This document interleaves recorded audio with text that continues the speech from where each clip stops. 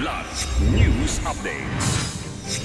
Mga balita ngayon, 69 na undocumented Chinese nationals timbog sa raid sa planta sa Misamis Oriental. Pagiging fit to stand trial ni dating Pangulong Rodrigo Duterte nais na muling ipa-review ng bagong legal counsel. 207 cadets ng PMA Talang Dangal Class of 2026 nagtapos na. Female cadet mula Batangas itinanghal na valedictorian.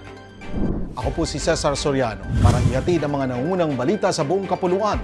Ngayon, Sinalakay ng mga otoridad nitong Sabado, Mayo 16 ang isang steel manufacturing plant sa Tagoloan, Misamis Oriental kung saan nadiskubre ang 69 na Chinese nationals at isang Pilipino na umano'y nagtatrabaho gamit ang posibleng hazardous materials.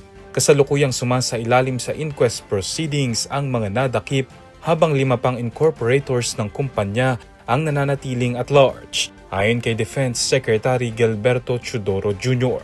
Nasa lugar din si Presidential Anti-Organized Crime Commission Executive Director Retired General Benjamin Acorda Jr. para pangunahan ng investigasyon. Ayon kay Teodoro, pagmamayari umano ng Chinese businessman na si Tony Yang ang naturang planta na dati nang naiugnay sa operasyon ng Philippine Offshore Gaming Operators o POGOS sa bansa. Matatagpuan ang planta sa loob ng Fividec Industrial Estate, isang semi-autonomous zone na nasa ilalim ng pangangasiwa ng Department of National Defense. Hiniling ng bagong abogado ni dating Pangulong Rodrigo Duterte sa International Criminal Court o ICC na muling suriin ang kalagayan ng kanyang kliyente upang matukoy kung ito ay fit to stand trial.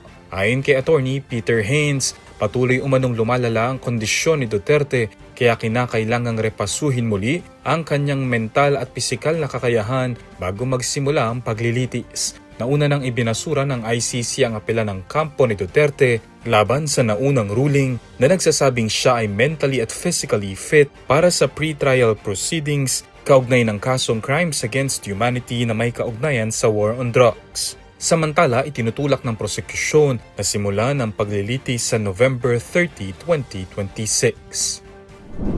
Pinangunahan ni Pangulong Ferdinand Marcos Jr. ang commencement exercises ng Philippine Military Academy o PMA Talang Dangal Class of 2026 sa Fort General Gregorio H. Del Pilar sa Baguio City noong Mayo 16. Binubuo ang batch ng 207 na cadets, 142 na lalaki at 65 na babae na formal ng sasapi sa hanay ng Armed Forces of the Philippines. Nanguna sa mga nagtapos si Cadet First Class Christine K. Demisana Librada ng Lipa City, Batangas na naging ika-9 na babaeng nanguna sa PMA mula noong 1993. Siya ay tatalaga bilang junior officer ng Philippine Army.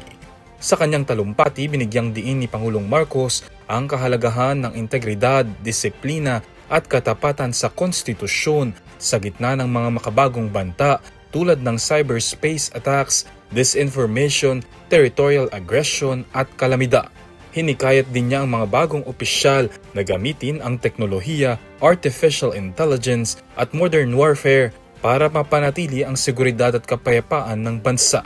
Bilang bahagi ng tradisyon ng PMA, pinagkaloob din ng Pangulo ang pardon sa lahat ng natitirang parusa ng mga kadete ng Cadet Corps of the AFP.